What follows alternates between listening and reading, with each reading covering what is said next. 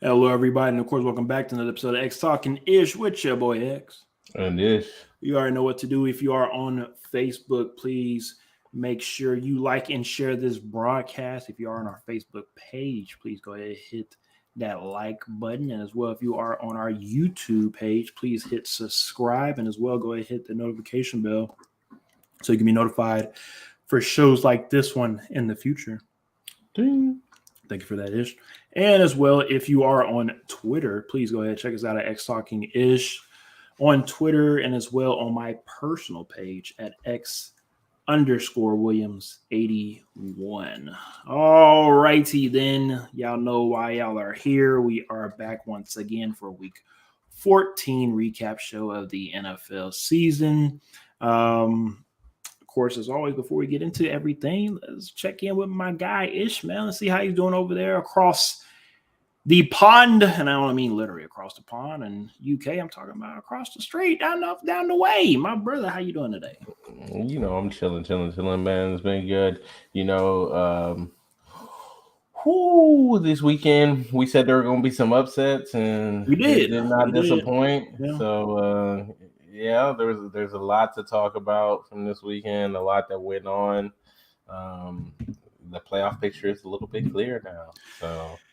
I can see clearly now the pretenders are going to be gone because that's what's about to Mm-hmm. happen real soon. Contenders are about to start flourishing and showing out, and the pretenders are about to be moving elsewhere and getting ready for next season. Yep, get the hell up out of here. Yeah, you ain't lying on that one.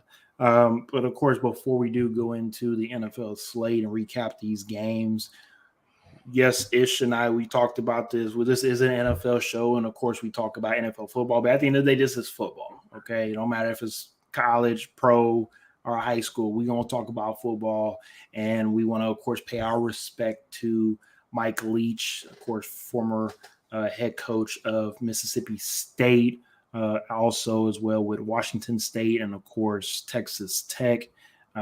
Most of us young kids that graduated around that time frame from '05 to '09 definitely remember him and what he was able to do out in Texas Tech. Texas Tech before Mike Leach got there was a place that you just didn't go to. Nobody really wanted to go play at Texas Tech unless you had to. Mike Leach made it cool to go to Texas Tech. Mike Leach made those uniforms look cool. Mike Leach made Graham Harrell to Michael Crabtree a household name. And shout out to Mike Leach for just impacting the college game the way that he did, not just on the field, but also off the field with his wit and his charm and his knowledge of the game. He will forever be remembered.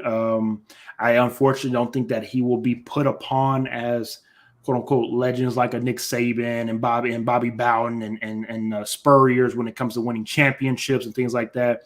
But he's definitely a icon in different parts of the United States, from Washington State to Lubbock to, of course, Starksville, Mississippi, and how they view him. Before I pass it over to my boy Ish about this, reports that were first coming out, Mike Leach had a massive heart attack. That's what put him into the hospital. He actually had to get airlifted from his house to the hospital. At first, let's be real, Ish. I think especially in the United States, we get a little bit entitled when it comes to how good our healthcare is compared to other parts of the world. So sometimes when you go into the hospital, you kind of expect that person to get taken care of and get up on one out of there. And unfortunately, that was not the case. Again, news broke early this morning that Mike Leach did not make it. When I heard the news, I was pretty shocked. I was not expecting that. But Ish, I want to hear your words and your thoughts on this. Yeah. I mean, when the news first broke that he was in the hospital, I was a little. I took some time just to reflect for a little bit, and then when the news came out that he passed, honestly, it was devastating in a way.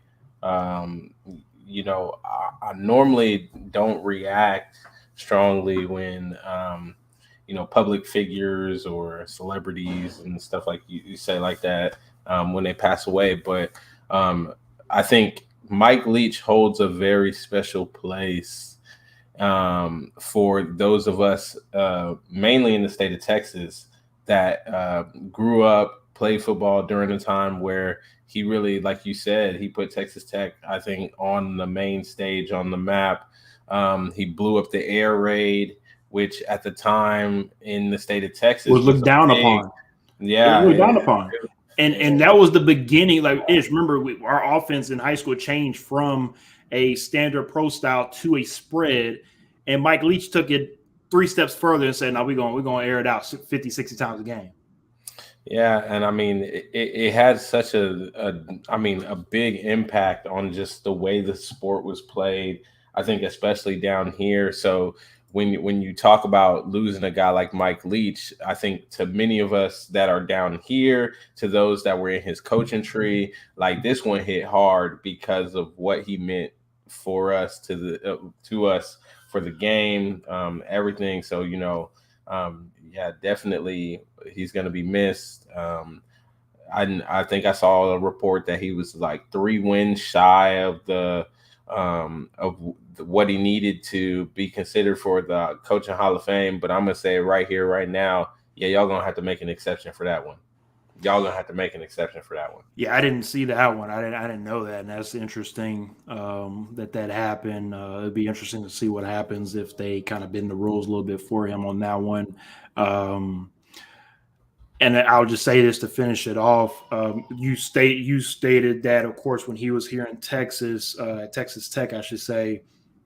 I'm just letting the people know about our story. Both of us went to the Texas UT football camp because at the time, we wanted to play for a Texas school. Of course, obviously, UT coming off of a national championship, that was the school to go. But I definitely remember both of us discussing about wanting to go to Texas Tech. The uniforms, of course, we had a recruiter within our school. I'm not going to throw his name out there because he's still in the college realm, but he was our plug to go to Texas Tech if that was possible. So that definitely was something that we were looking into. But overall, though, Mike Leach respectfully broke our hearts beating Texas in the last second touchdown to pretty much derail Texas into trying to win another national championship. At the end of the day, I never hated Mike Leach. I never hated Texas Tech. I never hated Michael Crabtree. I've respected them. It was more of a damn, they got our ass. But overall, you like we were saying, the coaching tree that he leaves behind, right? The coaching philosophy, his philosophy outside of football as well too. That is what will be able to live on for generations and generations for the people that he was able to coach. So again, just wanted to give our respects to Mike Leach before we, of course, talked about the week of crazy football. So with that being said, we appreciate y'all for listening to us on Now One. Let's go ahead and get into the Jets and the Bills. Ish, I'll let you start this one off. Again, you go ahead and go. I don't need to say anything. I mean, is there really much to say here? We knew what was going to happen. The Bills, I guess we can say they got revenge on the Jets, but it was a solid performance by the Jets. I'm not going to say that they got blown away by any means at all points, and to hold the Bills to 20 points, that's definitely something to be said there for this Jets team. The concern I have after watching this game, I have a number of questions about whether or not you're moving forward with Matt White, or is Zach Wilson coming back in the picture? I don't know. I think they need to clear that up ASAP because it is becoming too much of a distraction. And then on top of that, it's gotten real close down in the wild card spots for the AFC. We got New England at 7-6, the Jets at 7-6. Tennessee, obviously, they're going to win their division, but they're sitting at 7-6. The Chargers are sitting at 7-6. So, I mean, these last 4 weeks are going to be very, very crucial. they're going to be very crucial. And you're looking at New York with all the things that are going on, everything that they've been kind of going through. And next week, this week, whatever you want to call it, Detroit's that's not a walk in the park. Not Detroit, a walk in the park at all. Score points. They are able to put points up. Then you have Jacksonville. You got Jacksonville to follow that. They also are not going to be a walk in the park. They just upset somebody this weekend, which we'll get to later on. Mm-hmm. Seattle on the road and Miami on the road. Those are two terrible games to close the season out on. So if the Jets want to be a playoff team, they're going to earn it. If they make the playoffs, they will definitely earn it this year, but I think they're not going to make it. I just don't think this last 4-game stretch is going to be kind to them. Now, I will say this, though, because you did bring up their 4-game stretch, and it's not just them, it's also what I was looking into. I was looking at the Patriots schedule, and we'll get into them a little bit later as well, too. But last 3 of their 4, again, depending on what the Lions do, the Lions could maybe sneak into the playoffs. Those last 3 of the 4 could be against playoff teams, right? And if you're able to pull off some wins to get playoff teams, then we can maybe take y'all a little bit more seriously going to the playoffs in regards of, hey, look, the Jets they have a decent resume. They've won 9 games. Maybe they can upset somebody. It's possible, right? I just don't think that this year is their year. I think this is a really good foundational year for the Jets to learn from and to build upon.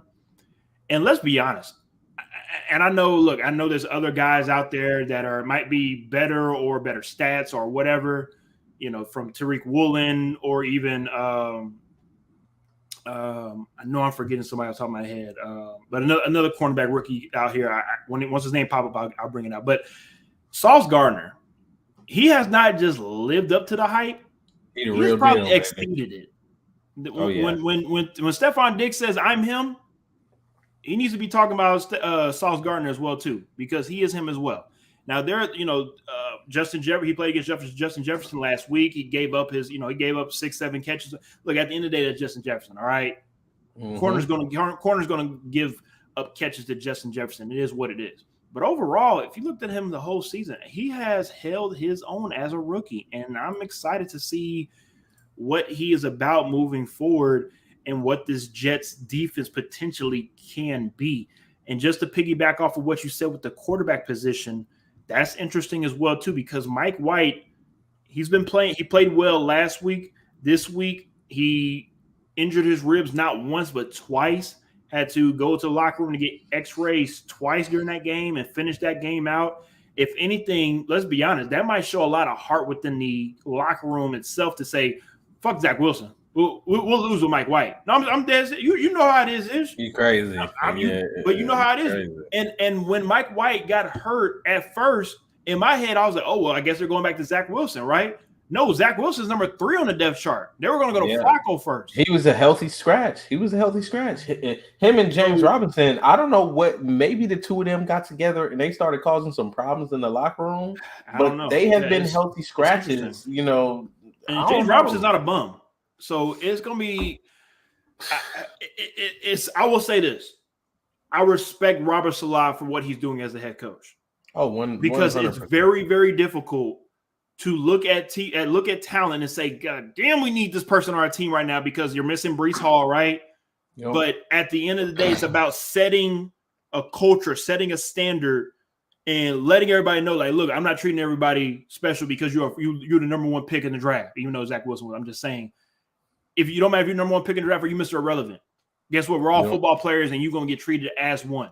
So, again, I'm excited for this Jets team. It is not this year. I don't think this year they will make any noise, but that's okay because you haven't made noise in 30 fucking years anyways, right?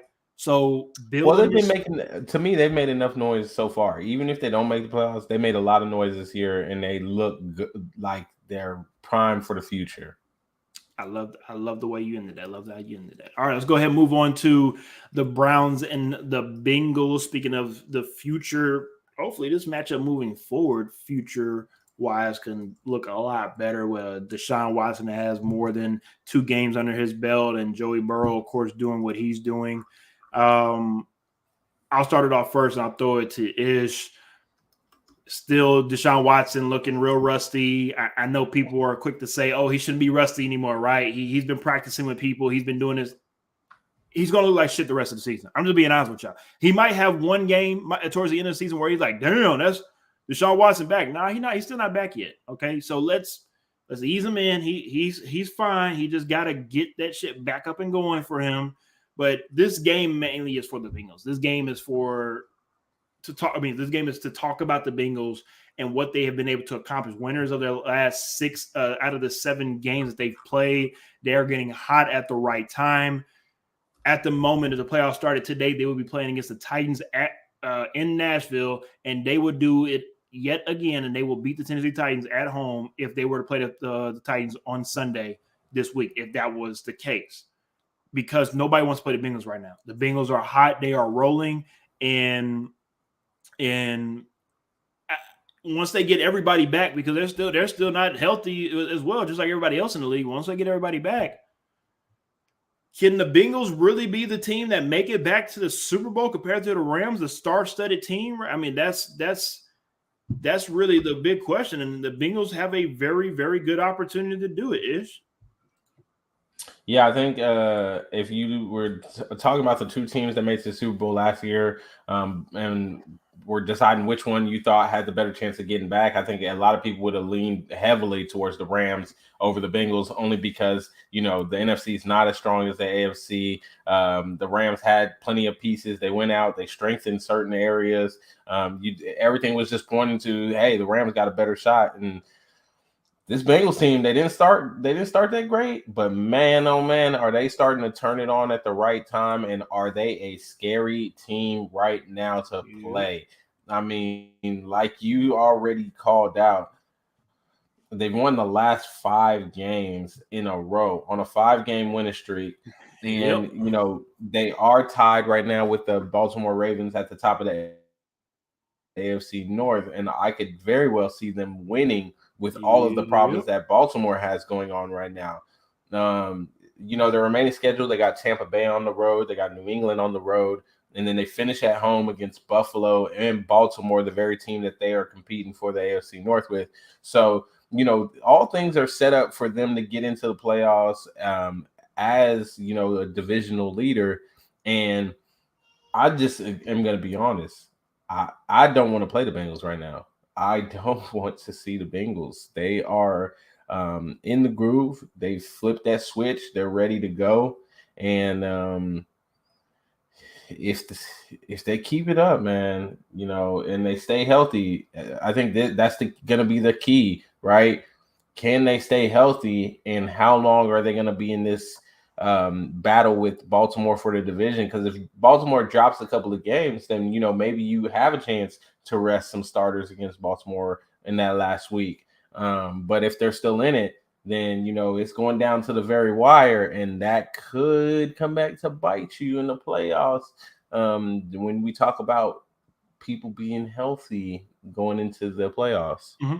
I think the 2 scariest things about the Bengals, and we'll move on after I talk about this. One, they still don't have a solid line. They improved their line over the offseason, but it's still not improved. Joey Burrow is still one of the most sacked quarterbacks in the league. And once they finally get that solidified, watch out. Second thing is they actually have 2 legit backs. Joe Mixon, after he gets healthy from the concussions, and Samaje Perine, again, for whatever reason, people forgot what he did at Oklahoma. Man, Samaje Perine is not a bum. You feel me? So all. to have both of these now. guys, oh my goodness, it's not fair. Like I'm looking at the makeup of this team. I'm just like, how in the hell y'all let Joe Mixon fall to the Bengals? How in the hell you let Jamar Chase fall to the Bengals on draft? How in the hell you let some of these guys fall to the Bengals? But it's really great work on the organization, their general manager, the scouting department, head coach, everybody that's involved. It really does show that they were doing their work. They were doing their due diligence and making sure that they got the right pieces in there to compete. for a championship. And shout out to Lee. He says, "Is it me or Ish looking hella slim? You want to know why he looking slim? Because that boy got that Under Armour on. He got that specially shipped out I from Prime Time that. himself. Prime Lee. Time is an Under Armour, Under Armour sponsor. So he had to make sure he hooked up Lee because that's that Colorado gold you wearing right there. Colorado gold. Yeah, I see. Talking with my boy Prime. Trying to get hooked up on some of those exclusive, Prime shirts coming through. Hopefully soon. They're gonna be Prime gear delivered by Prime from Amazon, huh? Mm-hmm. Wait for them Prime commercials from Amazon with Dion. But anyways, let's go ahead and move on to a very funny game. Speaking of funny, Texans and Cowboys, and I hope our boy Travis is still on. Yeah, Travis, I'm pretty sure he is, because I want to talk to not just him. I want to talk to everybody about this game. Ish, I'll let you go first on this one, and I'll circle it back. Man, you know what? This game was hella funny to watch. Really was. And it was hella funny to watch. Cowboys being Cowboys again. I don't know. I really don't know. I sat there kind of puzzled for a while trying to figure out what the hell were they doing? Like, was it just like they knew they were playing the Texans, so they just kind of lackluster. It's the little brothers. It's the little brothers of Texas, right? They went into that game like, hey, it's the Texans. We can literally just walk in here and just get this easy dub. This was the Texans Super Bowl. I don't know if anybody, understood that would come into the game, but it did not surprise me at all that the Texans wanted to make sure that they try to win this game against the Cowboys, because you have Lone Star bragging rights. Even though the Cowboys probably don't give a damn about that. They probably want to go win a Super Bowl. That's all they care about. Okay. But for the Texans, it was going to be their Super Bowl, and you're going to have Houstonians, getting on Cowboy fans about, oh, look, we beat y'all. Again, they don't care anything about these guys, but sure, whatever. I'm hoping this is a fluke, that it was because they're playing the Texans. Because honestly speaking, like, this was just so horrific that I can't even take this game seriously. All right. The Cowboys have looked so good coming into this game, and then to do that against the damn Texans, I was completely baffled with this one. So I'm going to just chalk this one up to the game. They still won anyway. So it's not that, it's not that terrible, I guess, but definitely don't do that shit again, please. Now, I 1,000,000% agree. Now, I will say two things about this situation. Yes, the Cowboys only won by 4 points, and yes, they were at home. So it's easy to get on the Cowboys about this game. But if we go back just a couple of weeks ago, on November 3rd, the Eagles did come into Houston on a Thursday night and had to battle a little bit with the Texans. It was a short week. It was an away game. And I know Cowboy fans are quick to use that against the Eagles and say, well, look, y'all struggled against the Texans too, right? And that's, we can say we can do that. But let's just look at the situation and what it is, right? When it comes to the Cowboys, this group, I'm talking about the Dak Prescott, the Micah Parsons, the Diggs, the Zeeks, this group that's on this team, you haven't won anything yet. Okay, so what I'm about to say is that, and I just saw this quote from Micah Parsons about an hour ago before he came on the show. And for whatever reason, Micah Parsons is talking about Jalen Hurts and his MVP race, right? I don't know what's going on in that locker room, but I think, and I could be wrong-ish, but I think that sometimes some of these guys are talking too damn much and not going out there and executing and winning games. Week 17, I'm going to leave it at that ish. Week 17, we're going to see Cowboys and Eagles once again. We're going to see how these two teams play against one another. Because if we're being real, I want to omit these games from. I want to just pretend it didn't happen, throw with the tape away, and act like it didn't happen, because I want to see them play against real competition. Because you know how it is sometimes. Sometimes when a good team playing against a bad team, sometimes they just play down to their level. Obviously, the Cowboys are a better team. They won this game, but sometimes good teams do that, and I don't want that to be a deterrent away of the way that we look at the Cowboys, right? Because when they're on, they can score 50, right? They can score 50. They can stop you and have you only score 17. So let's not act like this Cowboys team is a bum team, right? They need to get their shit together and be consistent. That's the problem. Now, Travis says Ty should make an impact. I'm sorry, not Ty. I'm sorry. Ty, my apologies. Ty should make an impact, and we got Tyrone Smith back, but lost still. Now, that I'm happy that Travis brought that up because that was a signing that happened today. The Cowboys did sign T.Y. Hilton, and if I'm being honest, and Ish, you can back me on this, I think that signing is 10 times better than trying to sign Odell. I honestly love that signing. I love that signing because you have another speed guy to, even though T.Y. Hilton is not what he used to be, and that's fine. But you can't double Jesus 88. God damn, I get. You know, CD. You can't double CD anymore. You can't put a safety over Gallup, right? Mm-hmm. You put Ty out there. It is throw galore for Dak. But here's the problem: are we going to get into a situation where Dak is out here throwing the ball 55 times? Are we going to actually utilize the damn run game like we're supposed to? That's the problem with the Cowboys. The Cowboys get too methodical in their head and forget about how to play basic ass football, right? You have two backs in the stable, use them. So we'll see what happens. Travis says facts to the little soliloquy I was talking about. Ish, any last statement before we move on? We can't talk about the Cowboys all 30 minutes long. Gotta move on.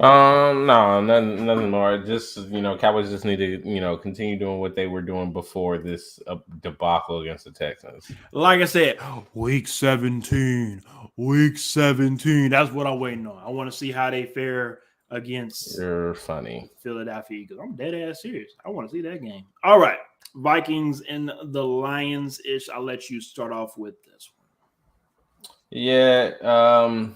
I'm hella pissed on this one because I was gonna pick the Lions and I came on and I even said I was picking the Lions and then X picked the Lions, so then I picked damn Vikings and just went with the Lions. They went ahead and lost, and even with 425 yards, Captain America finds a way to lose again. So X, you can explain about your boy and why he decided to lose. First of all, you're not gonna disrespect America, okay? This is America, all right? This is America, okay? Home of the free, land of the brave, okay? With that being said, I knew this was going to happen. I said it in the pregame show. I said it in the pregame show. When it comes to, for whatever reason, the Vikings just like to just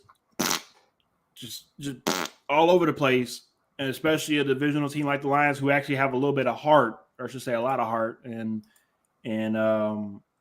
they just put it on the Vikings. I mean, that's just really it is what it is. This could be a game that the Vikings look back on and hopefully use this game to make a run for the rest of the season. But you and your boy Kurt, huh? I don't believe in the Vikings mainly due to their defense. Their defense is a very big liability, as you said with Captain Kirk. Captain Kirk did his job. Justin Jefferson, they're gonna do his job. He's gonna do his job. There's certain people in that Vikings team, they're going to do their job. But overall, they're just not, in my opinion, in the NFC, they just cannot compete with the Niners, the Cowboys, or the Eagles right now. Okay. So we'll see what happens if things turn around. But, beat down at home against the Cowboys a couple weeks ago, a loss like this against the Lions, which the Lions are not the same Lions, right? It just makes you raise your eyebrows a little bit and say, do we trust you? Nope. And speaking of teams that we do or do not trust, I'll go ahead and take this one right quick. Tennessee Titans. Take that one on the chin. Go ahead. Tennessee Titans doing what they do best. Play down to their competition and just be pitiful at home. You lost to a divisional rival. And really, I'm gonna be honest with you, there's nothing for me to say. Yes, I can either say there's injuries, I can either say there's this. Everybody got injuries, okay? Everybody got did. I'm nothing for you I'm to say. no, not at all. No, not at all. Because at the end of the day, and this had nothing to do with y'all fired the general manager, now y'all suck now. No. This has everything to do with probably wasn't ready to play. But Vrabel probably didn't have his team ready to play.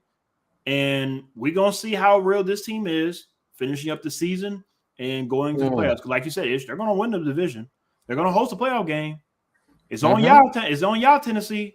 Now, look, the funny thing about Tennessee loves playing when they have their backs against the wall and nobody believes in them. They love showing up. I don't know what it is with this team, but that's just what they do. And anytime you give them a number one seed or you give them 12 wins a season, 13 wins a season, they find a way to, right? So maybe, just maybe, they can find the light at the end of the tunnel and find something, find a silver lining in this cloud to hopefully finish out the season strong.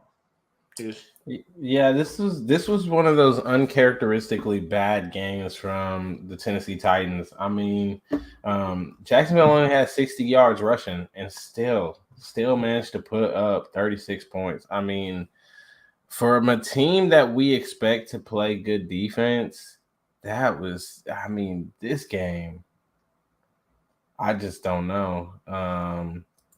Again, we said there were going to be upsets this week.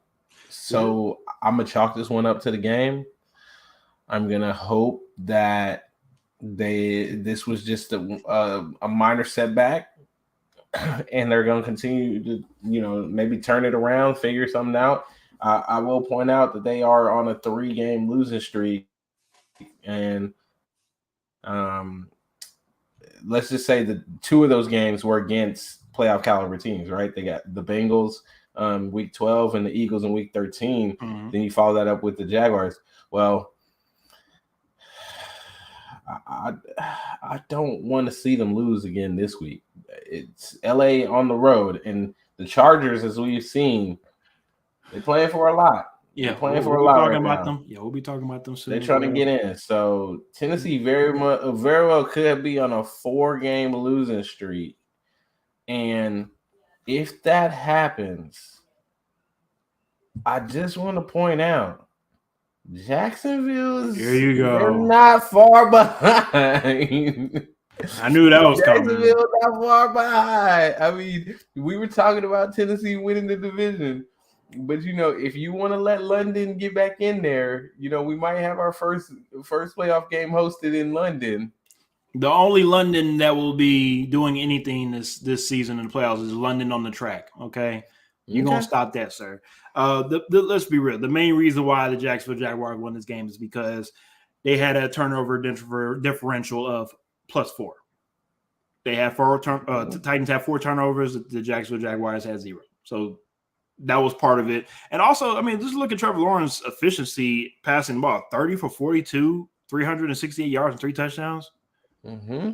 I mean, look,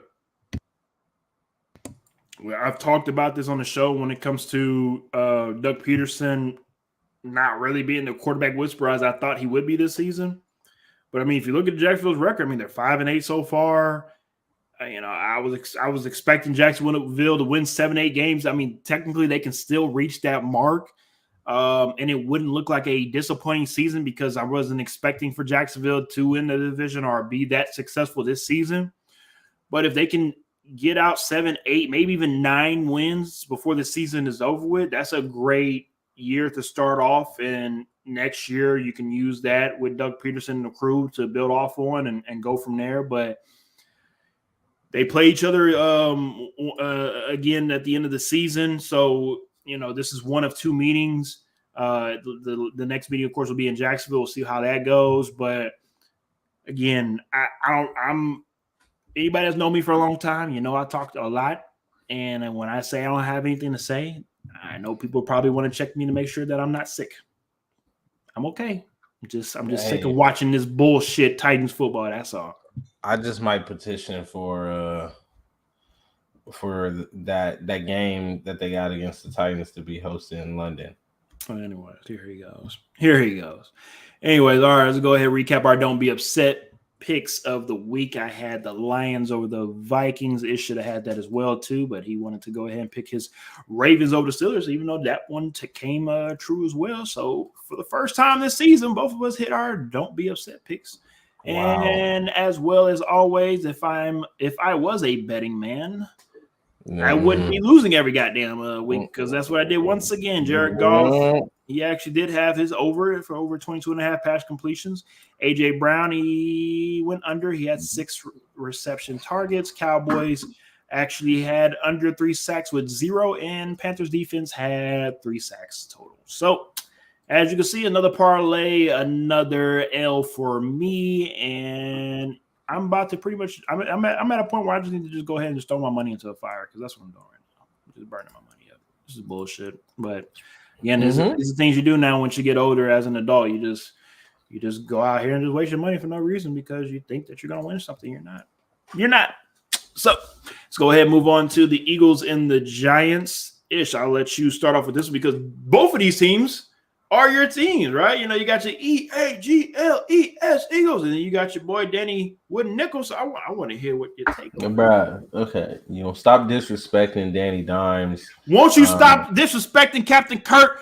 I will do it the same thing for you, sir.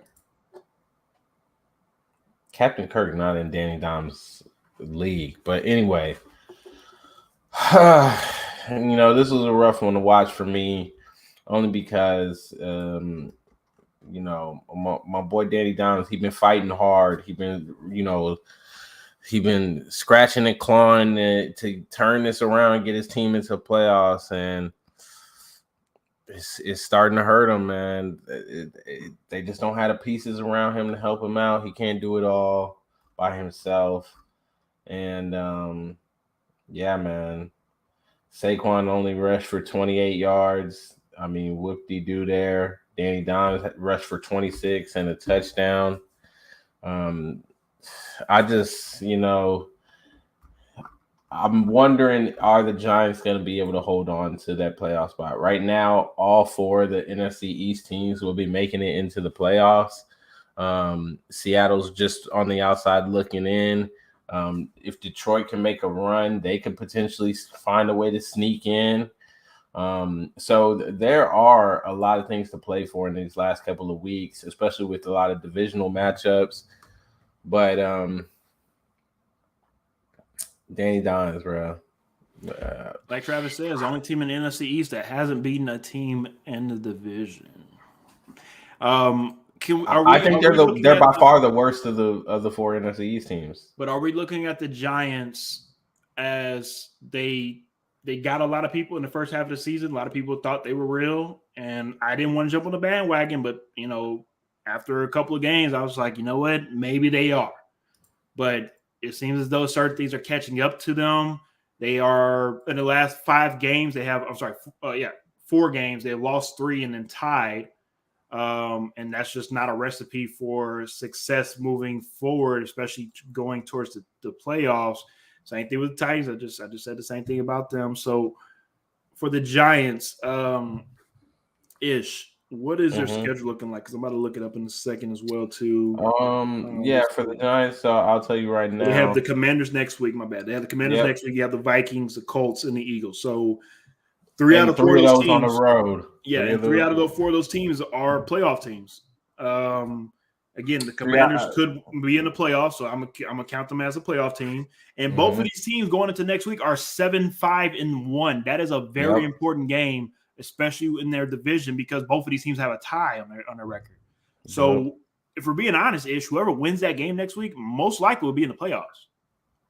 Very true. That's what I'm thinking. After that, you have the Vikings. We know how that can go with the Vikings. I think the Vikings should win that game. The Colts, they should beat the Colts at home. New York will be at home for that one. They should win that game. And then you play against the Eagles end of the season. Now, depending on, the Eagles have a playoff spot already. They could wrap up a number 1 seed, and they might want to split everybody. And that game might be more important for the Giants than the Eagles. And maybe they could still sneak in due to not having the Eagles not playing their starters. So the season isn't over with for the Giants, but you're making it a lot more difficult for yourself because you have an opportunity to control your own destiny. Yep. But you're not doing it. So we'll see what happens with that. Again, we'll check in on. We know what the Eagles looking like. They've been flying high all season long. They're going to continue to fly, and now it's really about in the NFC. It's about seeding. Who's going to get the number one spot? If it goes through Philly, it's going to be very tough. We'll see what happens with that. But the Giants better get things rolling. Or are they going to be missing the playoffs this season? All right, Ravens and Steelers. Steelers came into this game as a 2-point favorite. Ravens ended up winning this game by 2 points. Very ugly game on both sides. They said that not this game. My apologies. The Bills game. Bills game actually started off with 10 straight punts, but this game, no offense at all, as you can see. But Ravens did get the job done without Lamar Jackson.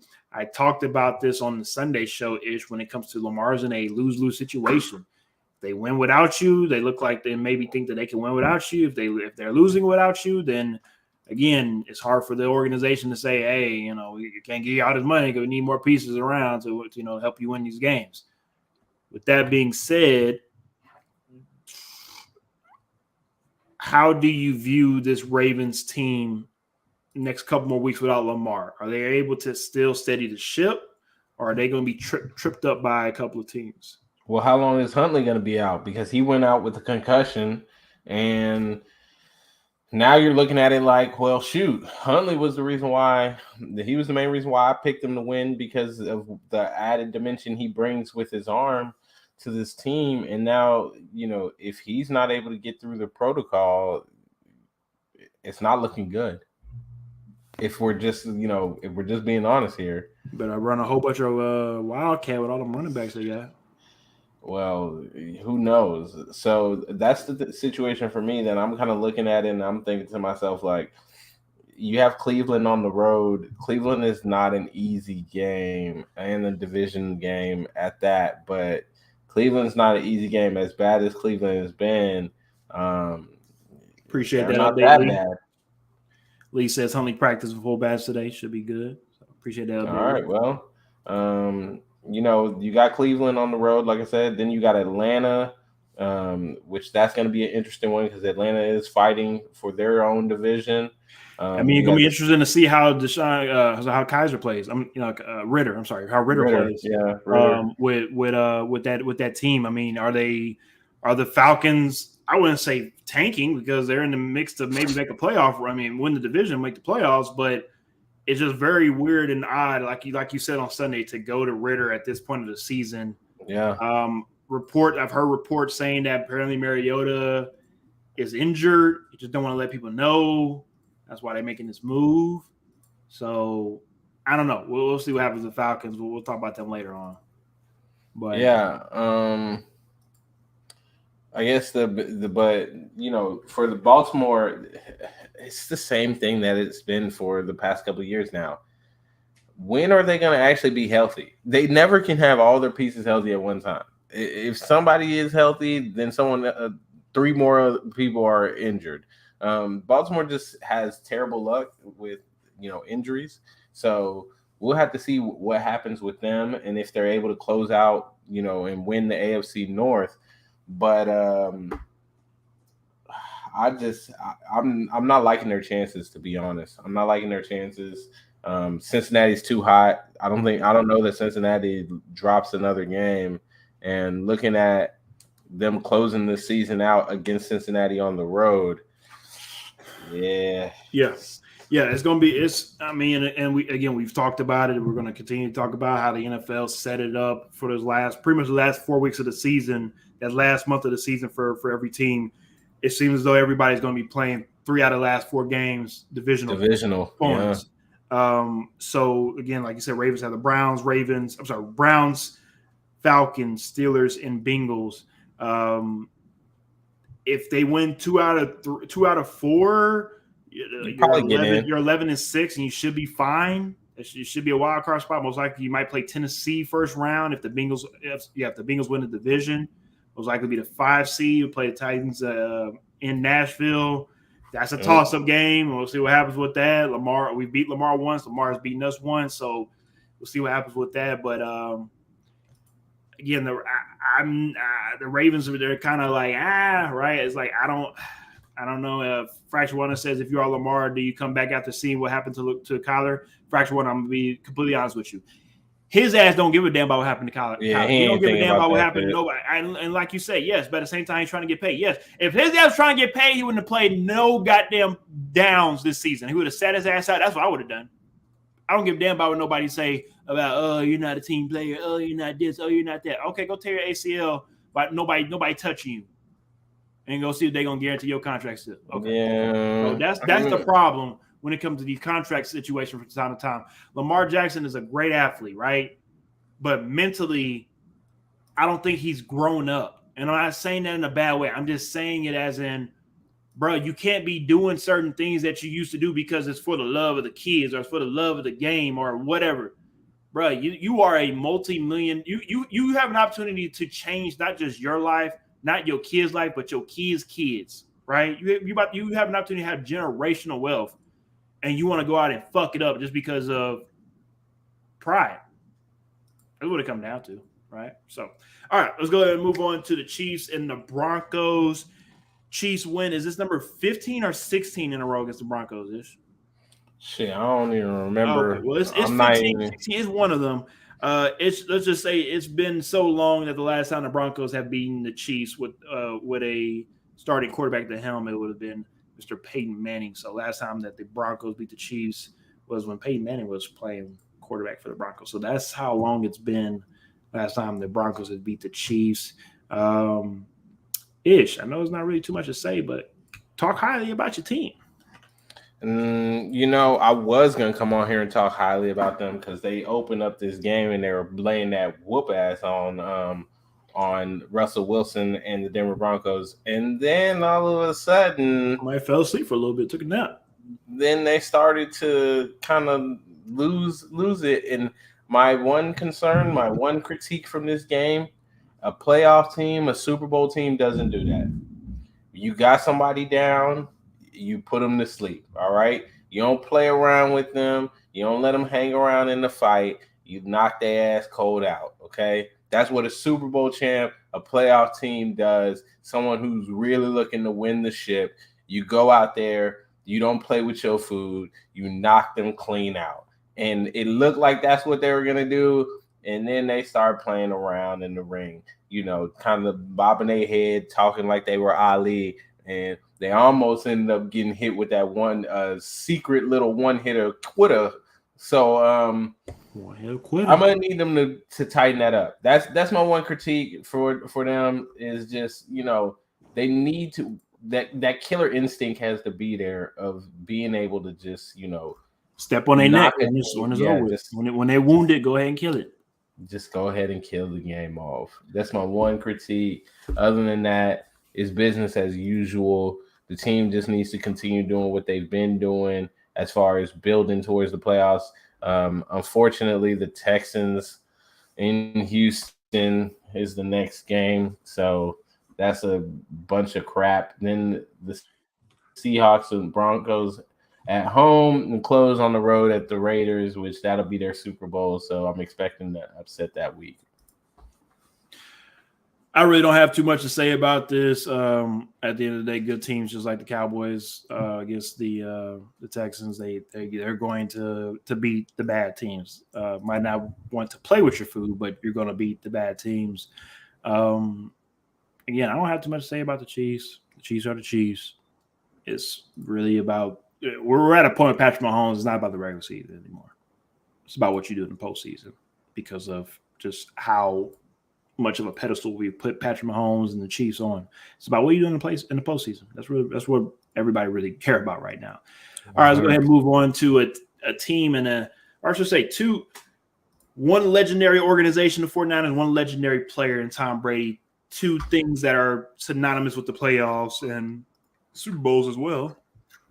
The 49ers put it on Mr. Tom Brady. Tom Brady, I don't know about you guys, but just looking at the pregame footage and the postgame footage, this was, of course, Tom Brady's second time in first time in Santa Clara, second time playing against the 49ers at home.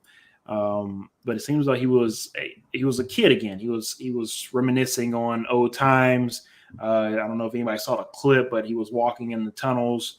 And he saw a picture of former 49er legends, and he stopped to take a picture of that. He was mingling with a couple of 49er players after the game was over with, also signed a ball that he threw interception-wise to the 49ers, and he was able to sign that for defensive player for the 49ers. So with that being said, new reports have stated that Tom Brady is still undecided on what he wants to do with his NFL future. Well, he doesn't have a family to go home to. I mean, that's not true. We'll talk about that another time. We'll talk about it another time. But at the end of the day, this game really, for me, just showed me more than anything that the 49ers are fucking scary. Yeah. You have Brock Purdy, the third stringer, come in here and lay the schmacketh down on Tom Brady and the crew. And look, it's not just Purdy, right? It's the whole team. But for whatever they are doing in San Francisco, when it comes to making sure that quarterback they could put in a 3-year-old at quarterback right now, and he'll feel comfortable in that scheme and make sound passes to make sure that he don't mess up the game.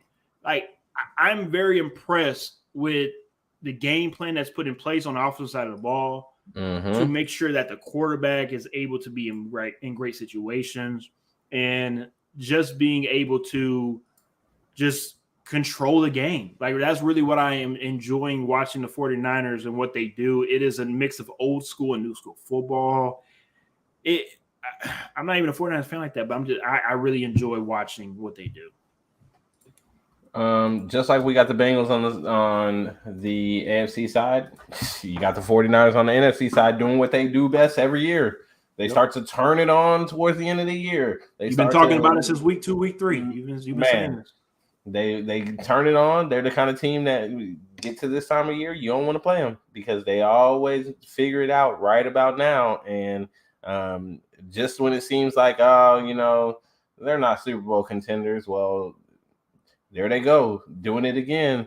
So, I was watching this game and I couldn't help but think to myself, damn, that looked Purdy.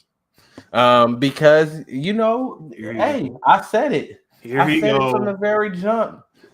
Bruh, I want the chaos. I want Trey Lance out of there. I never believed in him. He wasn't the quarterback. And Mr. Purdy stepped in, did what you need to do to be successful in the San Francisco team. Now, question. Go ahead. Sorry to cut you off. But question before we move on. Talked about Trey Lance and his injury. Yep. This kind of takes me back to what Jameis Winston. He stated that he feels as though he shouldn't lose his position due to injury. That's not how it used to be, and that's not how it should be. Do you think that this might be another situation where, hey, I'm sorry, Trey Lance, but you got to roll with this guy. Like, he's playing better right now. You might have more talent and more upside and more all this and that and the third, but for what we need right now and maybe next year, maybe the future, might be Brock Purdy, might be somebody else. And could we see them, like the 49ers, really move on from Trey Lance and maybe just say, hey, we'll trade you off and you go play elsewhere as a starter and we just get some picks from you? No, they're not going to trade him. No. They invested too much in him, top 5 pick. They're going to give him the opportunity. Then even if Purdy go on to make a good run in the playoffs. Even win the Super Bowl. If he wins the Super Bowl, maybe they don't. I'm just trying to figure this out. Trey Lance. But, I mean, to me, I think they invested too much. They're going to try to, make it. They're going to hold on to that one for a long time because, again, he's a top 5 pick, right? Number 2 overall. You had to make make some moves to get that guy. So, I think they keep riding with him. But at the end of the day, I like the chaos. I want Purdy to keep doing what he's doing. And then, let's see. Let's make it tough on them.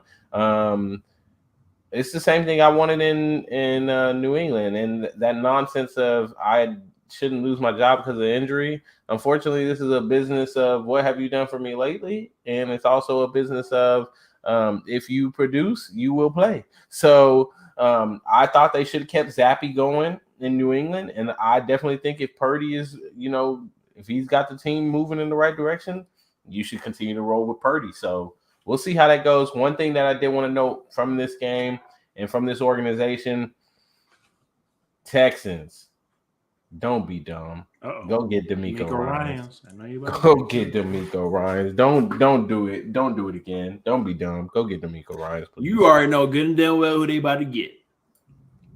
Get old Josh McCown.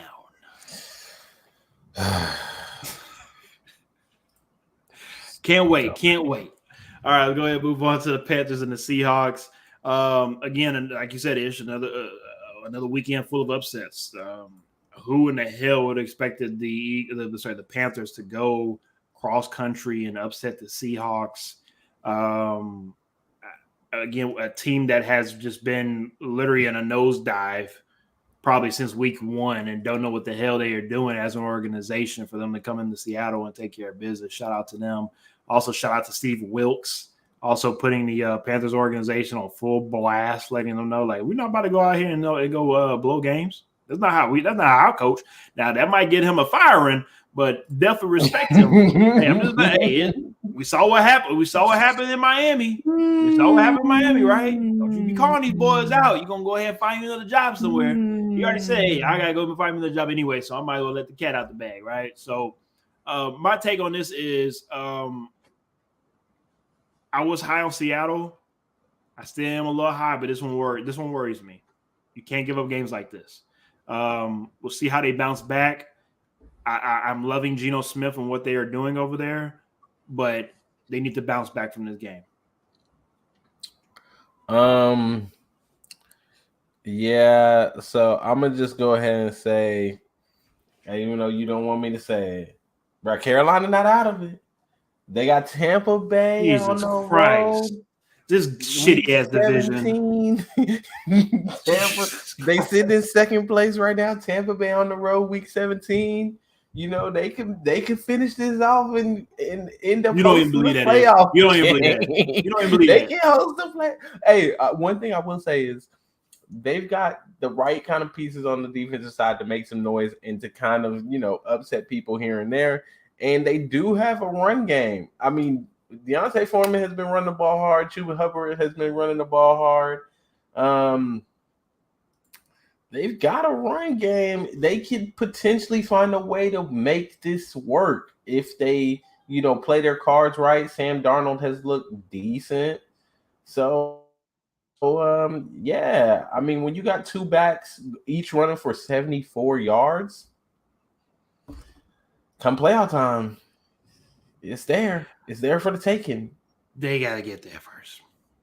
Well, they're playing. That's what I said. They're playing Tampa Bay week 17 on the road. That pretty much could be the game for the division. Although Atlanta might have something to say about it because they are tied with them at 5-8. And New Orleans, they only 2 games behind at 4-9. So, hey, anything's possible. Let New Orleans win the division 8-9. I'll be happy as hell. Yeah, that's I win my ticket slip or ridiculous. Whatnot, but yeah, let's not have that happen. All right, let's go ahead and move on to the Sunday night football game, Dolphins and Chargers. Ish, you can start this one off first. Yeah, the Dolphins. I don't know what's happened to Tua the past 2 weeks, but something has changed slightly with him. And yeah, we'll see. We'll see what they do. I'm not really too concerned about the situation, but I am looking at them, just kind of thinking to myself, like, hey guys, this is kind of what y'all been doing the past couple of years. Okay, y'all look good. People start talking about you, and then you kind of just fizzle. But I think years past, this team's a different team, especially because you have a guy named Tyreek Hill, because he's an eraser. Tyreek Hill by himself is an eraser for that offense. And what I mean by that is he can erase bad offenses just by him alone. We saw what happened, that little scrum. He finds a way to get the ball and runs for a 70-yard touchdown, right? He has 100 catches on the season already. He has been I said this on Sunday. I think he is this generation's for the next probably 3 to 5 more years. He's a cheat code. He is literally a cheat code for any offense. He can be plugged into on any offense and make that quarterback look that much better, make the offense look that much better just because of his speed alone. But I'm talking about Tua, when you only complete 10 passes on the game, it's very hard to win games. You only score 17 points. Mike McDaniels quoted and said the offense just was not good enough. And I believe that things will be changed, and obviously in a good way. And the Dolphins hopefully should get things back together. Now, here's the kicker, though. This upcoming week, you play against Buffalo. You go from LA to Buffalo, and from word on the street was, again, I didn't see it on the sideline, but word on the street, the Dolphins actually needed heaters on the sideline while playing in LA. If you need heaters playing in LA, that's a problem. You saw me look at you because I sure was very serious. Yeah, I saw that, and I don't know how true that is. I need to go and double check. But if that is true, that's a problem because forecast for the Buffalo game apparently is supposed to be like 17 degrees. I'm just double checking. It's supposed to be 32 actually. It's supposed to be 32 degrees. Pretty sure the wind chill will make all that go down to about 15 degrees. But I think that's one of the worst parts about the NFC East is that you have teams like that to where you have a team all the way in the South, you have a team all the way in the North, and it's a lot easier to be the Patriots, to be the Bills, and be the Jets to come down to Miami to go play in the middle of December than it is for Miami to go up north. You feel me? So we're gonna see real quick how Miami is to finish out the season because you don't have just the Bills at home in Orchard Park. You also have the Patriots in Foxborough as well, week 17, and then you end the season off with the Jets. So we're going to see what these Dolphins are really about. Lee says, is it true they were laughing about it mid-game? It was 52 in L.A., and they had heaters. Hope they ready for the AFC playoffs because that's all code cities. I'm trying to figure out if what Lee's saying is he asking, is it true they were laughing about it as in the commentators, or are you saying like are they laughing like the Chargers were laughing at them? I don't know. I'm trying to Lee, please help me out with that when it comes to what you're saying on that. But and here we go. He said it is true. Okay, thank you, Lee. So yes, he's saying that it is true in regards of that they did have heaters to try to, of course, heat up the sideline for the Dolphins. So, yeah, like Lee said, even Kansas City in the Midwest, that motherfucker cold. I know firsthand. Ish knows firsthand as well. Kansas City is cold. Oh yeah. So that is not fun at all to play in. So we'll see when everything trickles down. We'll see how everything lines up in the playoffs. All right, let's go ahead and finish up tonight with Monday Night Football game recap. Patriots and the Cardinals. Of course, the biggest news really, besides all the other injuries on both sides of the ball, the main injury to Kyler Murray 3 plays into the game. Of course, results came out today. He has torn his ACL. He is, of course, out for the rest of the season. But let's be real. Being out for the rest of this season isn't the problem. It's how long will he be out this next season because he's going to miss a couple of games. I don't believe – I could be wrong, but I don't believe he'll be ready for week 1 of next year. I know modern medicine is a lot better. I know people will come back from ACL, even Achilles injuries, a lot sooner than they ever have before. But for the bad little toddler, he needs his legs. And I hope for him he does not rush this back because, as we all know, once you start sustaining certain injuries, especially lower body injuries, you don't stop having them. You start having more of them. So for Kyler Murray, not just Kyler Murray. I think, and I'm not trying to get on Cliff because I know Cliff has had a rough couple of last days now with, of course, the loss of the Monday Night Football and, of course, the loss of maybe one of his football mentors as well. He's probably about to lose his job. He's probably about to lose his job. Yeah, don't say. Because when he saw Kyler Murray go down, I'm pretty sure he said, well, yeah, don't say. That'll be it for me. Is gone. So if I'm being honest, maybe this could be like a blessing in disguise for the Cardinals to where Hey, we wrap this season's over with. It is what it is. Let's get ready for next season. Let's go find our coach to pair with Kyler Murray. Let's get Kyler Murray back 100%. Let's get this team back to where it needs to be. I completely forgot Robbie Anderson even played for the Cardinals yesterday until I saw him make a catch. Oh yeah. Why in the hell is he still? That's what he's on a team and we don't even hear from him anymore. I was talking about AJ Green on Sunday and I completely forgot about Robbie Anderson being traded there. I'm sure he's wishing he was back in Carolina now. Might be. So for this Cardinals team, man, if they're going to really, really take a hard look at themselves in the mirror this offseason. Yeah. They're definitely going to have to. Cliff is gone. I don't know who they're going to pair with Kyler Murray as a coach bringing in. I hope that is somebody that's able to tailor a system to help him be successful. They got other pieces that they need to, continue to build up. They do have pieces around him, though, offensively. So it's not like that team is a group of bums. They're actually a really good team that are a couple of pieces away from being able to compete in the NFC West again. So we'll see what happens with that. But yeah, this was very disappointing from the third play of the game. Once that happened, the third play of the game, I mean, I already wasn't high on the Cardinals' chances. But yeah, after that, I was like, well, we done here. Cliff, go ahead and prepare yourself to be let go. Well, I don't know when that's happening, but it'll be happening at the end of this season for sure. Black Monday, I'm sure he's probably gonna be the first name. Oh yeah, he's one of the names. So yeah, we'll see what happens for the Patriots. Patriots really needed this. They needed to continue moving forward in that playoff hunt because, like we said earlier in the show, it's tight at the bottom there for that last wild card spot in the AFC. So we're gonna see what happens here. I still stand by if your offense is looking crappy, put in my man Zappy. But they were able to do what they needed to do enough to win, and hopefully that continues. Yeah, we'll see what happens with the Patriots, and of course, obviously, one of their advantages is playing outside in the cold during the December time frame. So we'll see if they're able to maybe pull off a win or two they're not supposed to. But this Patriots team, let's be real, this Patriots team don't scare nobody. Even if they go to playoffs, nobody's scared. Nobody worried about the Patriots. Nope. Unless Belichick comes up with a beautiful, executable plan on the only way that the Patriot team upset anybody is that the defense has to show up and score points. That's the only way, because it's not this offense is not going to win it for y'all. It's going to have to be off of the special teams and defense. Plain and simple.